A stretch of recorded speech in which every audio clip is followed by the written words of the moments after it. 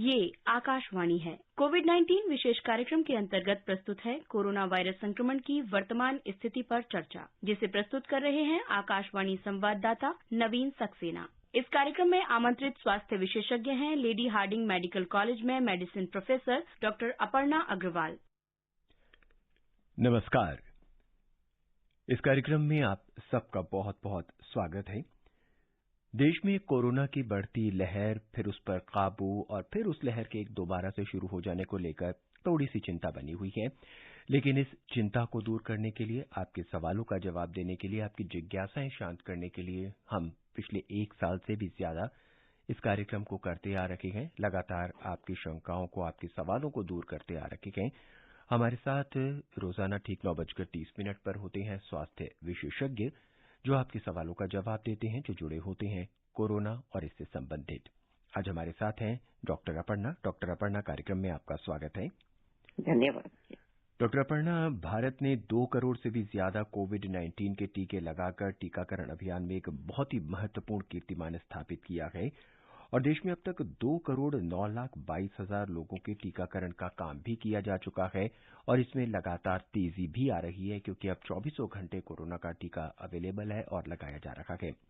इसके बावजूद भी डॉक्टर, चिंता का जो सबसे बड़ा कारण है वो ये लग रहा है कि अब दोबारा कोरोना के जो संक्रमण हैं, जो कोरोना के जो मामले हैं, वो अब क्यों बढ़ते जा रहे हैं? बढ़ने के कारण 2-3 हैं। एक तो ये कि अब सब कुछ खुल गया है, तो उसमें एक्सपेक्टेड है कि थोड़ी सी आंकड़ों में बढ़त होगी। जब भी हम कोई चीज खोलते हैं तो उसमें लोग ज्यादा बाहर निकलेंगे, थोड़ी सी भीड़ भी बढ़ेगी, क्योंकि अब नंबर्स में जो पहले कंट्रोल था वो अब खत्म हो गया है। तो ये एक्सपेक्टेड है। लेकिन थोड़ी सी चिंता की बात भी है कि हम लोग सावधानी अब कम बरत रहे हैं। लोग शायद परेशान हो गए हैं। ये सब कोविड अप्रोप्रिएट बिहेवियर जो बोलते हैं वो फॉलो करते करते, जो हमको अभी नहीं करना है।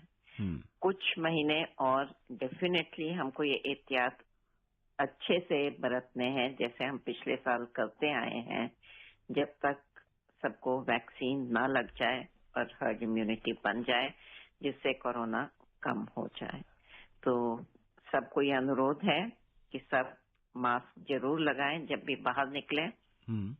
बहुत ज्यादा भीड़ भाड़ वाली जगह में थोड़ा सा अवॉइड करें जितना हो सकता है। जहां जरूरी नहीं है वहां नहीं जाएं।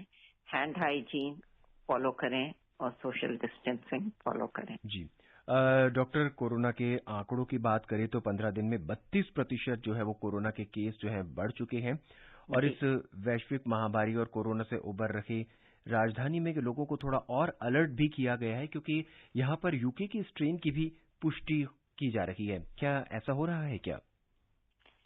जी, ये म्यूटेशन वायरस का नॉर्मल ये है कि कोई भी वायरस जब भी मल्टीप्लाई करता है तो म्यूटेशंस होती हैं।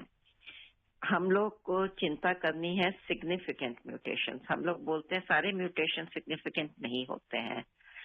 जो माइनर चेंजेस होते हैं उनसे कोई फर्क नहीं पड़ता है।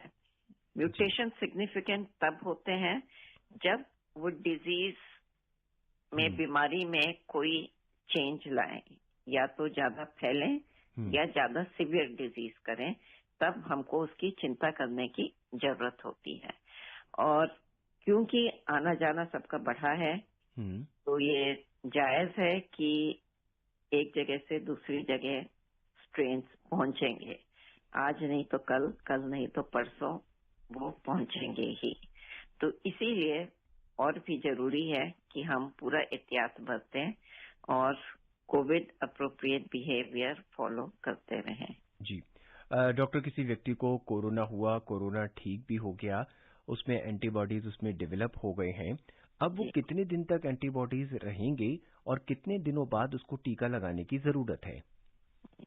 एंटीबॉडीज के बारे में ये देखा गया है, हालांकि अभी बीमारी बहुत लंबे टाइम नहीं रही है, साल से थोड़ा सा ऊपर ही हुई है, और इस पे फुल रिसर्च अभी नहीं हो पाई है, लेकिन 3 to 6 months बोलते हैं कि मेजॉरिटी ऑफ इंसान में, ज्यादातर लोगों में 3 से 6 महीने तक एटलीस्ट एंटीबॉडीज रह रही हैं। कईयों में ऐसा पाया गया है कि इन्फेक्शन के बाद एंटीबॉडी लेवल्स डिटेक्ट नहीं हो रहे हैं, लेकिन इसका ये मतलब नहीं है कि उनमें इम्यूनिटी एकदम नहीं है। एक दूसरी टाइप की इम्यूनिटी होती है जो मेमोरी टी सेल से होती है, जो भी हमारी बॉडी को ये मेमोरी देती है कि कोविड इन्फेक्शन हुआ है और वो रिपीट इन्फेक्शन से प्रोटेक्ट करती है। तो ये वाली, इसका कितना हिस्सा है प्रोटेक्शन में, ये अभी नहीं कह सकते हैं। जहां तक एंटीबॉडीज का सवाल है, मेजॉरिटी में जैसे मैंने कहा कि प्रोबेबली 3 to 6 months तक रहती है, कुछ लोगों में ज्यादा और कुछ में कम। जो अभी गाइडलाइंस हैं WHO की और गवर्नमेंट ऑफ इंडिया की, वो ये है कि आपको कोविड होने के बाद अगर एसिम्प्टोमेटिक रहे हैं या माइल्डली इन्फेक्शन रहे हैं तो 4 से 6 हफ्ते के बाद टीका लगवा सकते हैं, और अगर ज्यादा सीवियर जिनको डिजीज रही है, जो अस्पताल में जिनको दाखिल होना पड़ा है, वो 8 हफ्ते वेट करने के बाद टीका लगवा सकते हैं, पहला शॉट। जी डॉक्टर, इस पे हम अपनी चर्चा जारी रखेंगे। इस बीच पहले श्रोता जो है वो हमसे जुड़ चुके हैं, हरियाणा के सिरसा से पप्पू राम। पप्पू राम जी, कार्यक्रम में स्वागत है आपका। राम राम नवीन जी, राम राम जी। राम राम, क्या जानना चाहते हैं? मैडम जी को भी राम राम। राम राम जी। जी। गाँव मैं पप्पू राम बोलो जी। मुझे ये पूछना था, जैसे ये टीके लग रहे हैं कोरोना काल के, हाँ, तो ये जो 5 साल का बच्चा होता है उसको भी लगाओगे क्या डॉक्टर साहब?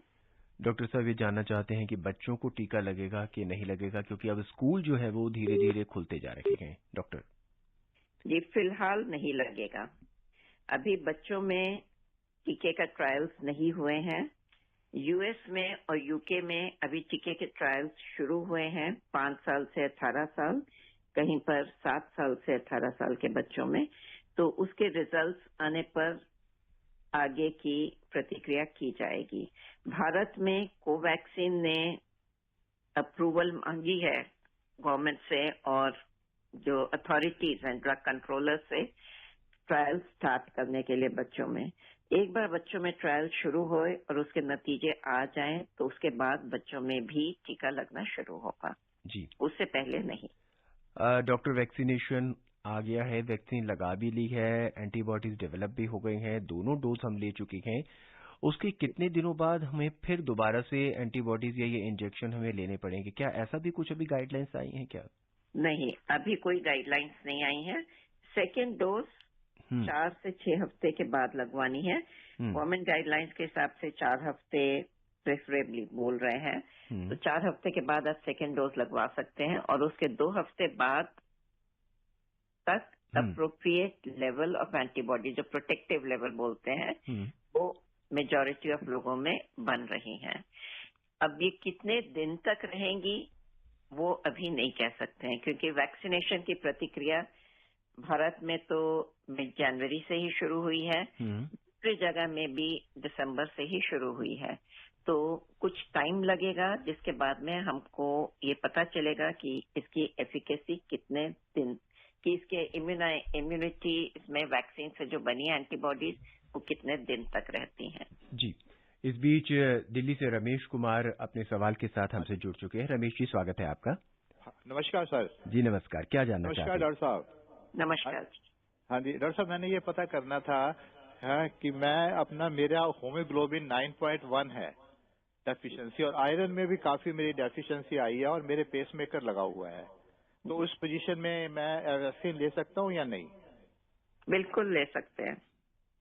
जो भी पेशेंट्स कार्डियक डिजीज के हैं, आपका उसका कारण पेसमेकर के पीछे क्या है वो मैं नहीं कह सकती, लेकिन जिनमें भी कोई भी हार्ट प्रॉब्लम है, हाइपरटेंशन है, डायबिटीज है, किडनी डिजीज है, लंग डिजीज है, वो सब के सब वैक्सीन ले सकते हैं। सिर्फ जिन मरीजों में सिवियर एलर्जिक रिएक्शन हुआ है या जो अभी एंटी कोएगुलेंट्स पर हैं, उनको अवॉइड करने के लिए बोल रहे हैं। एंटीकोएगुलेंट्स भी जिनका बंद नहीं कर सकते हैं, नहीं तो एंटीकोएगुलेंट्स 5 से 7 दिन बंद करने के बाद वैक्सीन ले सकते हैं। जी डॉक्टर, आपने यहाँ पे सीवियर एनर्जी की बात करी है, क्या आप हमें समझा पाएंगे कि सीवियर एनर्जी से आपका क्या मतलब है? जी, एक टर्म हम लोग यूज करते हैं एलर्जी के उसमें, जिसको एनाफाइलैक्सिस बोलते हैं। एनाफाइलैक्सिस मतलब कि किसी चीज से इतना सिवियर रिएक्शन हुआ है कि आदमी का बीपी कम हो गया है, बेहोश हो गया है, या बहुत सिवियर रिएक्शन हुआ है जिसमें हॉस्पिटलाइजेशन की जरूरत पड़ी हो। वो कुछ घंटे के लिए भी हो सकता है, ज्यादा टाइम के लिए भी हो सकता है, लेकिन जिसमें ये जरूरत पड़ी हो। ये रिएक्शन ऐसा है जो इमीडिएटली दवाई से एकदम ठीक हो जाता है। तो टीके आते हैं, एंटी एलर्जिक जो टीके आते हैं, उससे इमीडिएटली ठीक हो जाता है।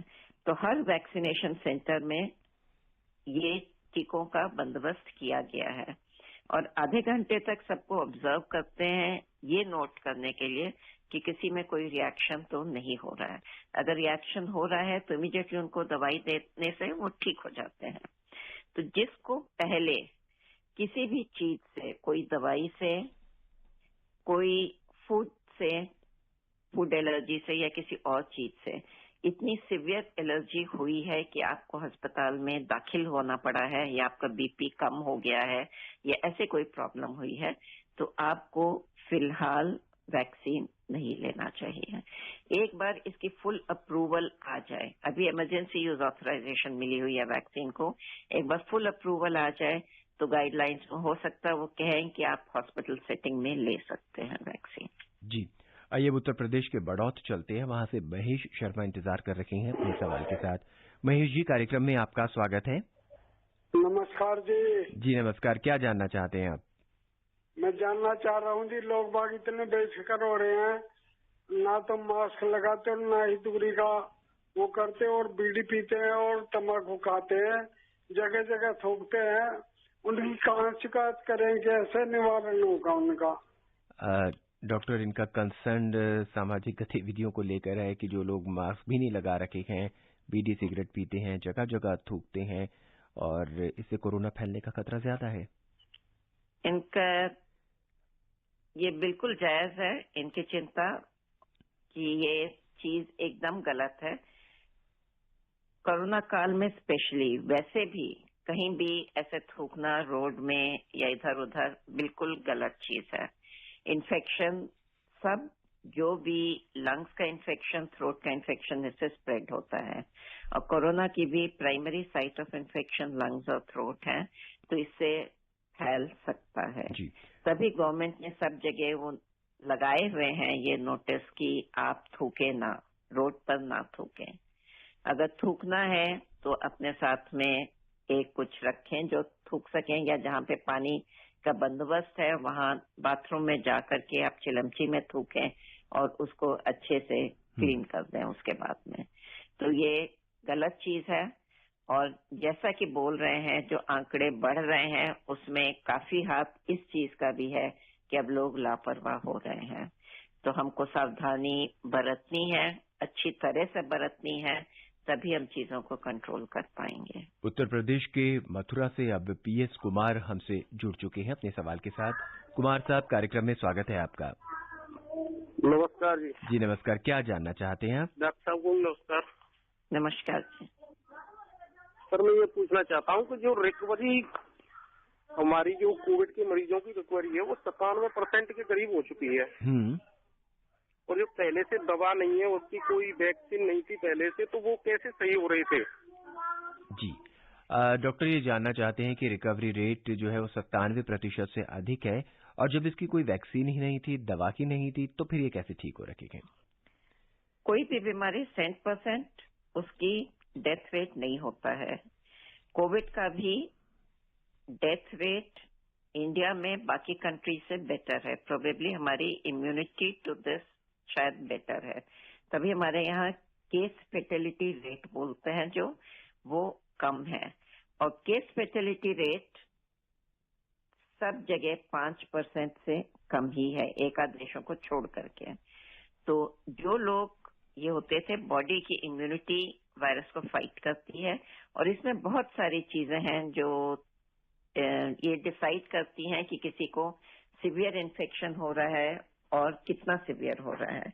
अगर आपको कोमॉर्बिडिटीज हैं तो इन्फेक्शन ज्यादा सीवियर होने के चांसेस हैं। अगर आपकी उम्र ज्यादा है तो इन्फेक्शन ज्यादा सीवियर होने के चांसेस हैं।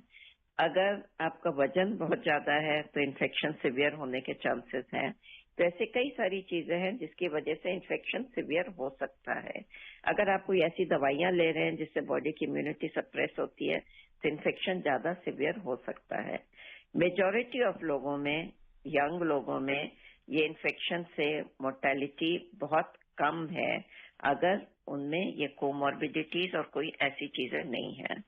तो जो लोग इम्प्रूव हो रहे थे वो इसलिए कि बॉडी की इम्यूनिटी इन्फेक्शन को फाइट कर रही थी। और अब हरियाणा के करनाल का रुख करते हैं। वहां से श्याम सुंदर अपने सवाल के साथ इंतजार में हैं। श्याम जी, कार्यक्रम में स्वागत है आपका। नमस्कार जी। जी नमस्कार। असल मेरी अर्ज ये है जी कि अब जब आपके प्रोग्राम सुनते हैं ना जी, तो ये कहा जाता है कि छोटे मोटे साइड इफेक्ट जो है ना, वो तो जैसे बुखार है या गला खराब है, ये तो होंगे ही होंगे, इसमें डरने की जरूरत नहीं है जी। मैं कहना ये चाहता हूँ, मेरे जैसे जो सीनियर सिटीजन है, बल्कि सीनियर सिटीजन है जिनकी उम्र 75-80 साल की है, ऐसे हजारों लोग हैं जी, तो जो अकेले रहते हैं बिल्कुल जी, उनको लगवाना चाहिए कि लगवाना चाहिए, क्योंकि जो साइड इफेक्ट आप कह रहे हैं कि वो कंपल्सरीली होंगे थोड़े बहुत, वो उनको अकेला आदमी 80 साल का संभाल पाएगा कि नहीं पाएगा, ये जरा बताएं कि लगवाएं या ना लगवाएं या पहले किसी बंदे का प्रबंध करें। डॉक्टर साहब, बहुत ही प्रैक्टिकल सवाल इन्होंने पूछा है। 80 वर्ष से कम उम्र, ज्यादा उम्र के लोग हैं और वो अकेले रहते हैं, और जैसा कि आपने कहा कि जैसा कि लगातार हम बता रहे हैं साइड इफेक्ट्स होते हैं, ऐसे में क्या टीका लगवाना चाहिए या पहले उन्हें अपने किसी साथी का इंतजाम करना चाहिए घर पे? जी बिल्कुल जायज प्रश्न है। बात यह है कि जो माइनर साइड इफेक्ट्स होते हैं वो ये नहीं है कि सब में होते हैं। बहुत कम प्रतिशत लोगों में माइनर साइड इफेक्ट्स भी होते हैं, और मेजॉरिटी ऐसे हैं जिसमें आपको किसी और की जरूरत नहीं पड़ेगी।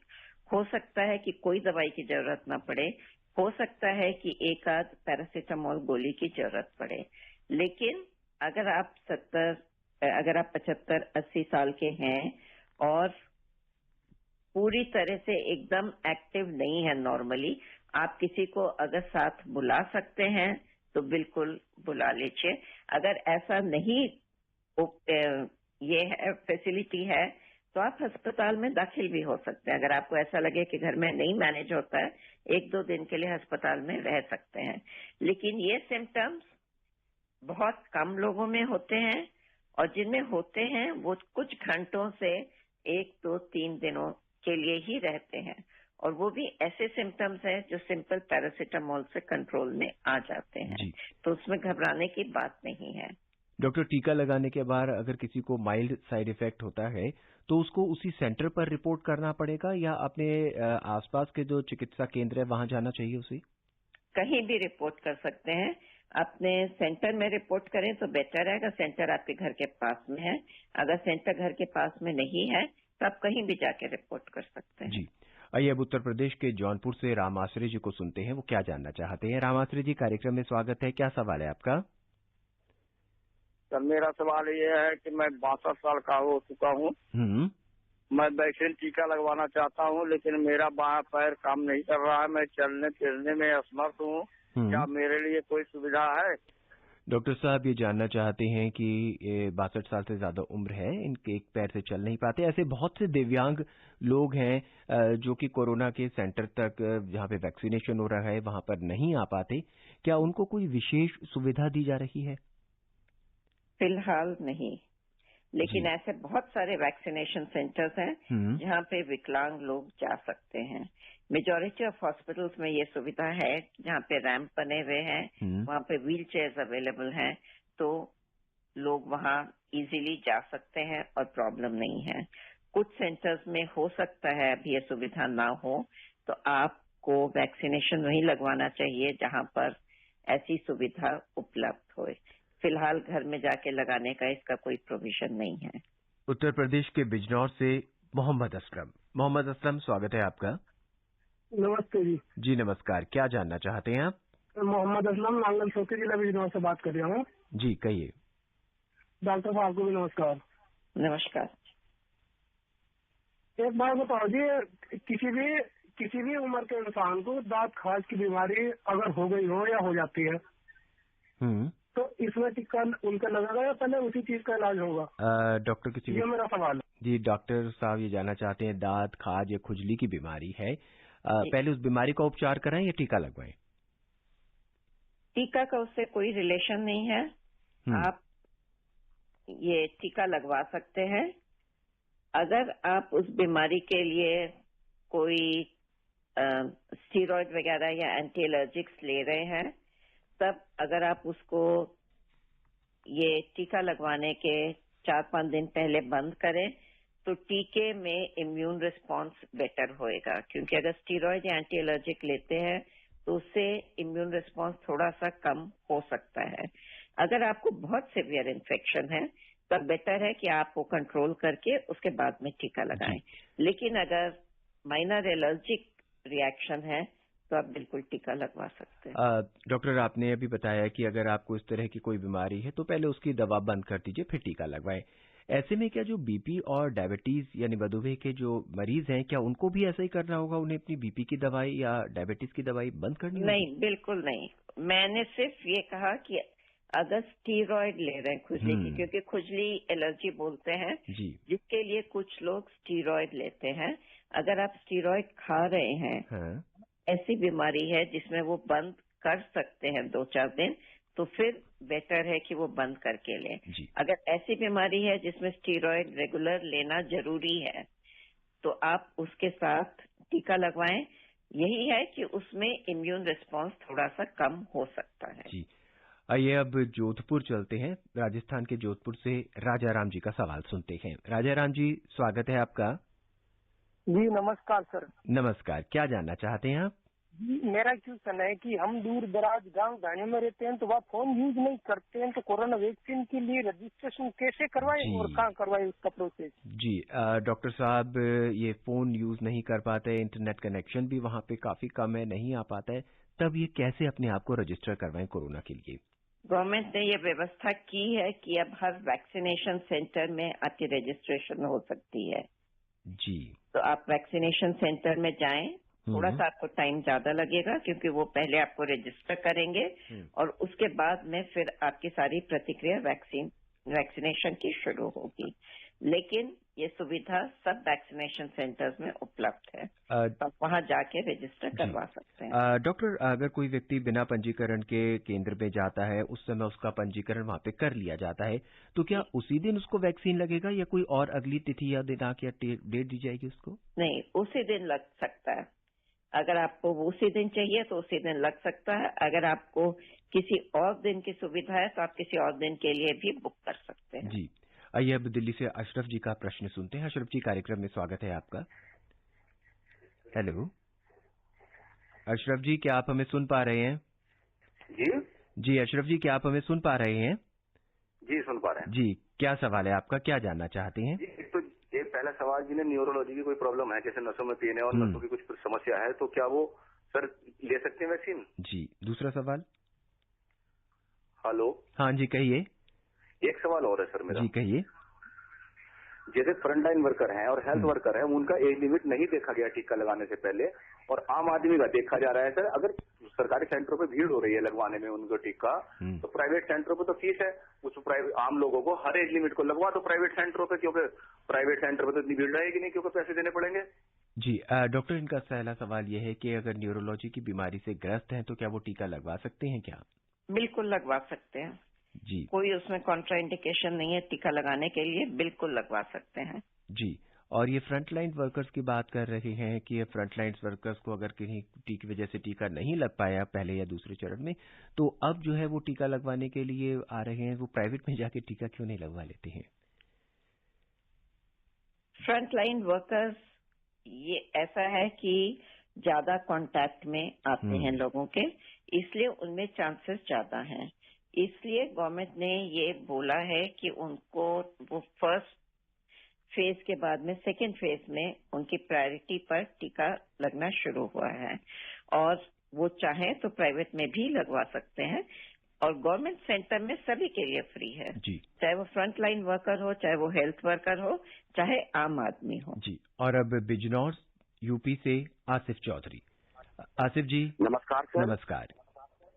और डॉक्टर साहब को भी मेरा नमस्कार। नमस्कार जी। सर मैं ये पूछना चाहता हूँ कि मैं 50 साल का हूँ, हमारा नंबर कब तक आएगा?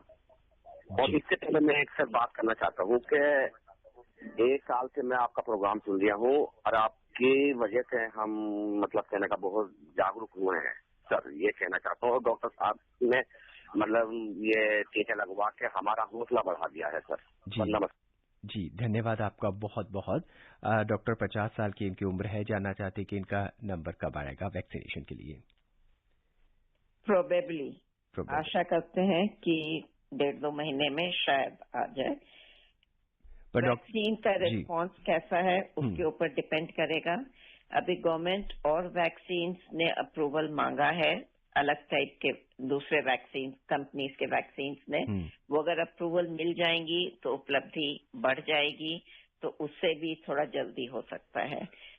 कुछ लोग अभी भी वैक्सीन लगवाने में हेजिटेट कर रहे हैं, तो कितने नंबर सामने आते हैं और कितने टाइम में ये फेज कवर होता है उस पर डिपेंड करेगा कि नेक्स्ट फेज कब शुरू होगा।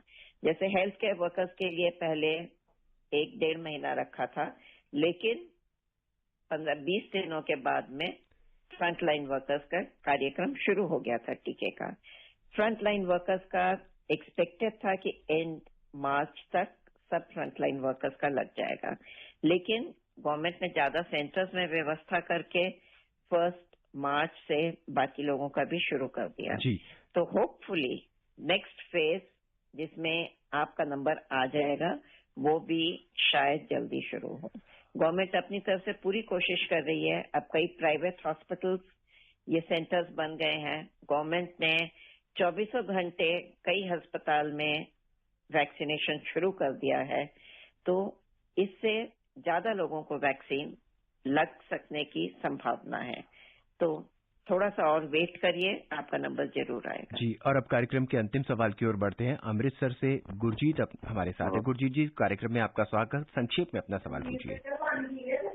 हाँ जी नमस्कार सर। जी नमस्कार सर। मैं तकरीबन 12-13 महीने से ब्रेन हेमरेज का पेशेंट हूँ और खून पतला करने की दवाई ले रहा हूँ जी डॉक्टर। तो क्या मैं कैटेगरी वैक्सीनेशन कैटेगरी में आता हूँ? जी। डॉक्टर, खून पतला करने की दवाई ये ले रहे हैं पिछले 1 साल से, तो ये क्या वैक्सीन ले सकते हैं, ये जानना चाहते हैं? बिल्कुल ले सकते हैं। 2 टाइप के खून पतला करने की दवाइयां होती है। एक तो जो मोस्ट कॉमन जिसको हम लोग मेडिकली बोलते हैं खून पतला करने की, वो होते हैं एंटी प्लेटलेट एजेंट।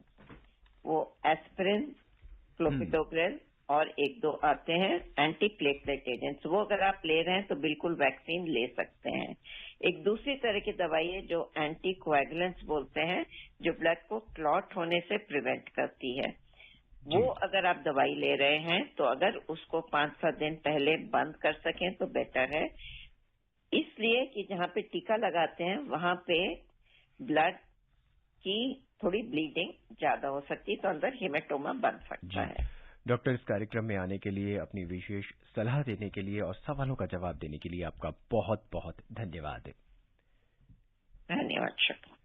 आज के इस कार्यक्रम में बस इतना ही। चलते चलते आपको एक बार फिर बता दें कि भारत ने 2 करोड़ से भी ज्यादा कोविड-19 के टीके लगाकर टीकाकरण अभियान में एक महत्वपूर्ण कीर्तिमान स्थापित किया है।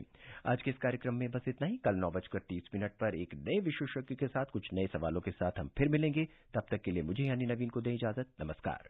कोविड-19 विशेष कार्यक्रम के अंतर्गत अभी आप सुन रहे थे कोरोना वायरस संक्रमण की वर्तमान स्थिति पर चर्चा, जिसे प्रस्तुत कर रहे थे आकाशवाणी संवाददाता नवीन सक्सेना।